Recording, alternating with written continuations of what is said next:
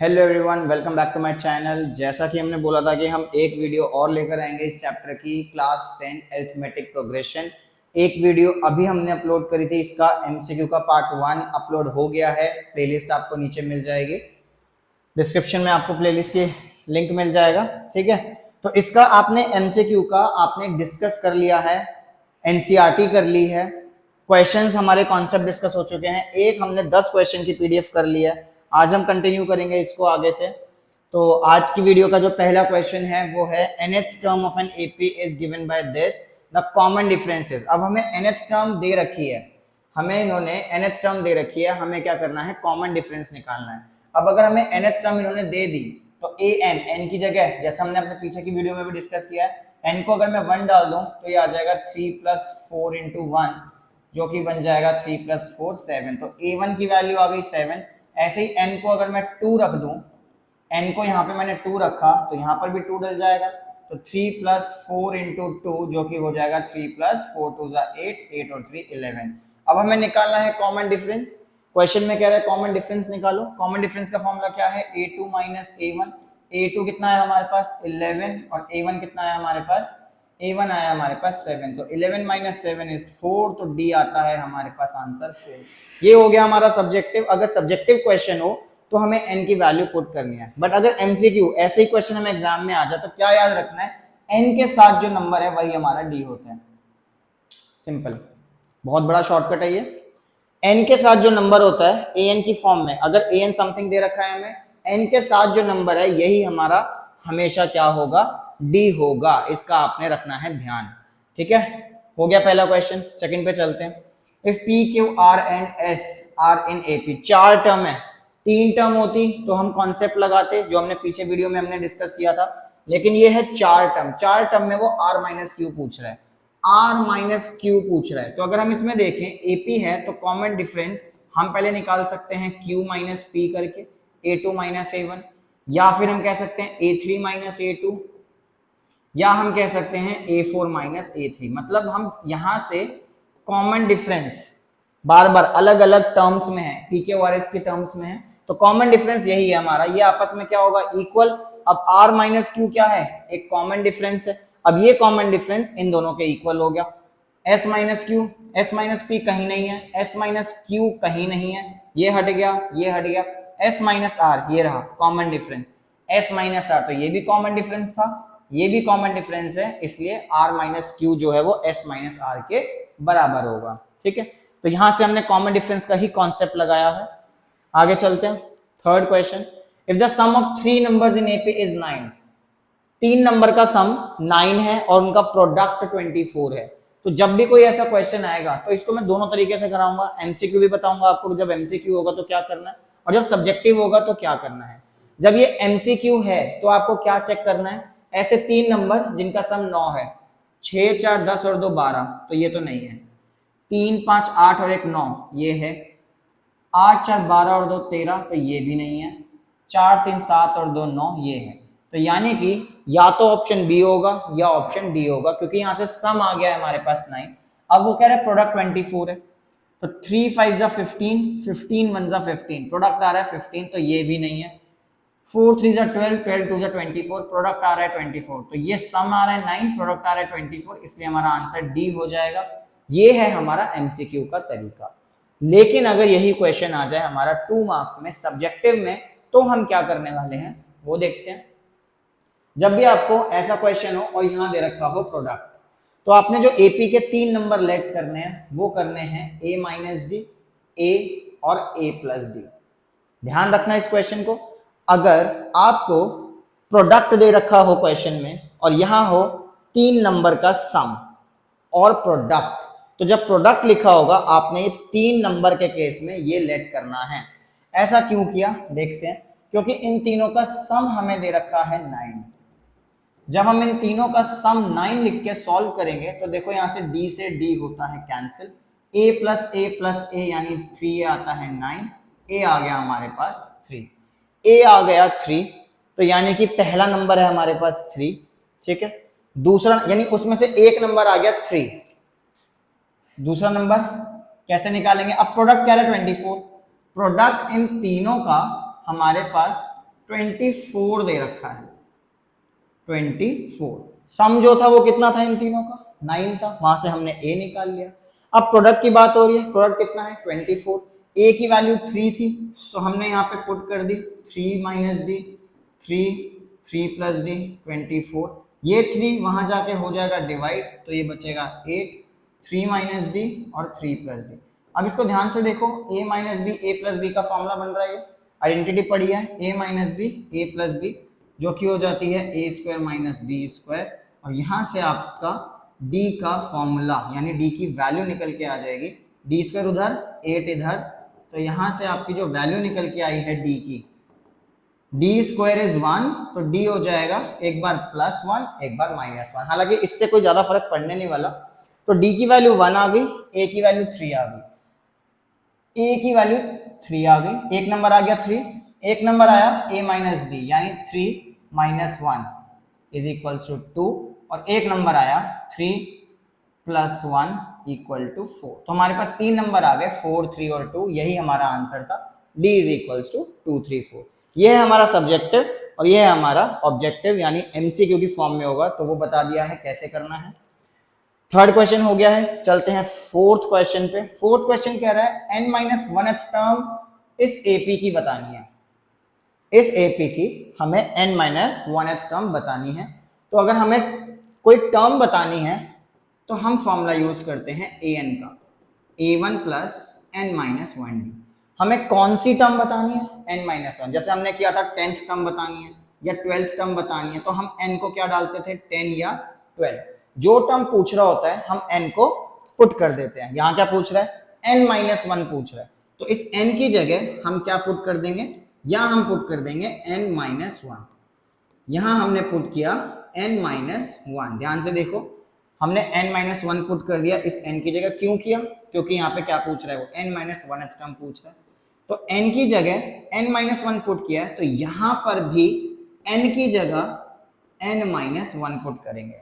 इस n की जगह n-1 पुट किया, और एक -1 और है फॉर्मूले वाला, तो -1 आ गया, तो ये हमारा फॉर्मूला बन जाएगा n-2t। अब इस AP में से सारी वैल्यूज पुट कर दो। फर्स्ट टर्म है हमारे पास 7, फर्स्ट टर्म है हमारे पास 7, और यहाँ से d कितना आएगा, d अगर हम देखें तो 12 माइनस 7 जो कि होता है 5, d आ गया 5, तो a1 था 7, n तो ऐसे ही रहेगा, और d है हमारे पास 5। सॉल्व करेंगे तो 7 प्लस 5 को मल्टीप्लाई करेंगे एक एक करके दोनों नंबर से, तो 5n माइनस 5 2 10, 7 माइनस 10, 7 माइनस 10 होता है -3 प्लस 5n, ये आता है मेरा n-1 की वैल्यू -3 प्लस 5n। तो ऑप्शन में देखो -3 प्लस 5n, -3 प्लस 5n, तो option number D is the correct answer. तो ये होता है हमारा क्वेश्चन। फॉर्मूला वही है जो हमने पिछली क्लास में भी डिस्कस किया था, पिछले वीडियो में हमने इसको बहुत डिटेल में डिस्कस किया था, ठीक है। इसकी प्लेलिस्ट का लिंक आपको मिल जाएगा जहाँ पे एनसीईआरटी भी करी हुई है हमने, और इसकी हमने एक्स्ट्रा क्वेश्चंस भी करे हुए हैं। तो 4 क्वेश्चन हो गए, आगे बढ़ते हैं 5th क्वेश्चन पे। 5th क्वेश्चन है the 10th term of AP from the end. Very important question, बहुत ही बार रिपीट हुआ है ये बोर्ड के एग्जाम में भी। तो 10th टर्म पूछ रहा है फ्रॉम द एंड, जब भी लिखा होगा from the end of AP, जब भी लिखा होगा from the end of AP, आपने इस एपी को रिवर्स कर देना है, यानी ये एपी क्या बन जाएगी, -1000 डॉट डॉट डॉट -15 -10 -5। ये एपी हमने रिवर्स ऑर्डर में लिख दी। क्यों लिखी है, क्योंकि यहां लिखा था from the end of AP. तो अब इस एपी को अगर हम देखें तो यहां से हमारे पास a1 आ गया -1000, ये हो गई मेरी फर्स्ट टर्म। अब d कैसे निकालें, d तो हमारे पास है ही नहीं, a2 है ही नहीं, जरूरी नहीं है कि हमारे पास d a2 माइनस a1 करें। हम क्या कर सकते हैं, कोई भी दो टर्म उठा लो जो हमें पता हो। ये दो टर्म पता है, इसमें आगे वाली टर्म जो है जो बाद में आ रही है यानी -10, इसको माइनस करा दो पीछे वाली टर्म से -15, तो सॉल्व करके कितना आएगा, ये आ जाएगा हमारे पास 5। तो d की वैल्यू क्या आ गई 5, a1 की वैल्यू आ गई -1000।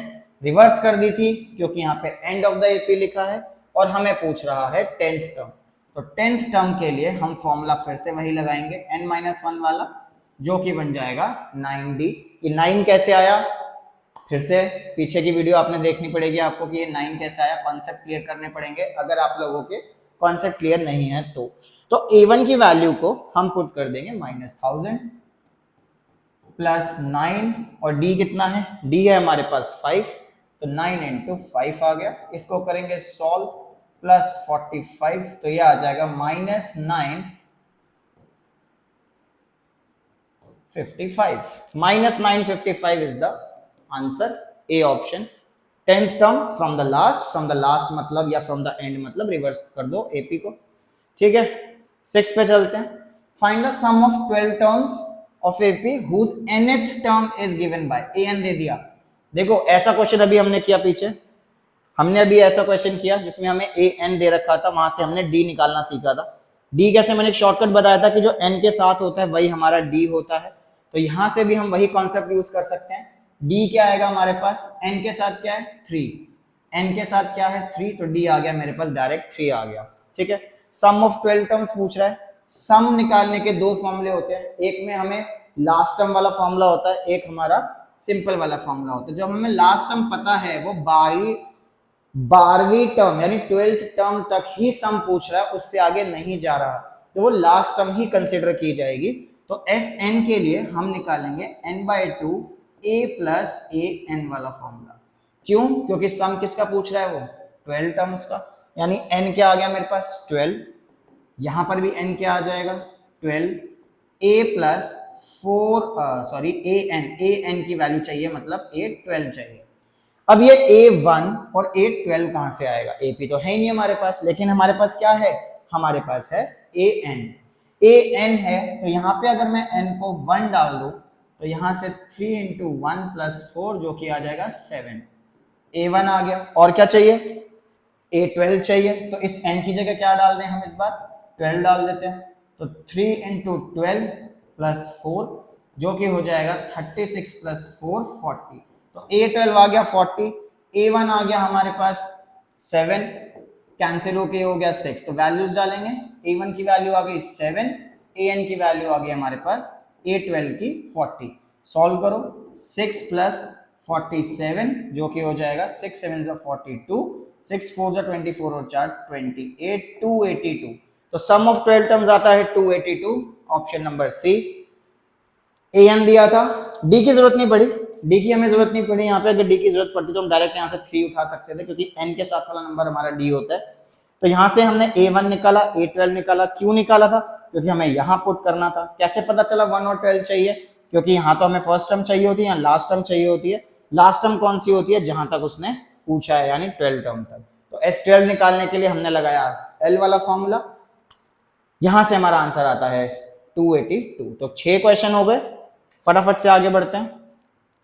Next, 2 APs have the same common difference, दोनों एपीज का कॉमन डिफरेंस सेम है। दो अलग अलग एपी हैं, दो अलग अलग एपी हैं, AP1 AP2, दो अलग अलग एपी हैं जिसमें कॉमन डिफरेंस दोनों का सेम है। हमने यहां भी डी मान लिया, यहां भी डी मान लिया। अब वो बोल रहा है first term of one of these, यानी फर्स्ट एपी की जो फर्स्ट टर्म है वो है -1 and that of the other is -8, यानी सेकेंड एपी की फर्स्ट टर्म जो है वो है -8। Difference between their fourth term, तो पहले तो हम निकाल लेते हैं फोर्थ टर्म। फोर्थ टर्म का फॉर्मूला हो जाएगा A1 प्लस 3D। A1 की वैल्यू है -1, D की वैल्यू नहीं पता, D तो D रखना है हमें। यहां से A4 कितना आएगा, A1 प्लस 3D, A1 की वैल्यू क्या है -8 प्लस 3D। अब ये पूछ रहा है इन दोनों का difference, difference between their fourth term, दोनों एपीज के फोर्थ टर्म का डिफरेंस पूछ रहा है, तो इन दोनों को हमें करना है माइनस। तो अगर मैं इन दोनों को कर दूं माइनस, तो -8 प्लस 3D -1 प्लस 3D, तो इन दोनों का डिफरेंस पूछ रहा है, तो -8 plus 3D bracket open +1 -3D, 3D और 3D होता है कैंसिल, -8 प्लस 1 आएगा -7, तो हमारा आंसर होता है -7।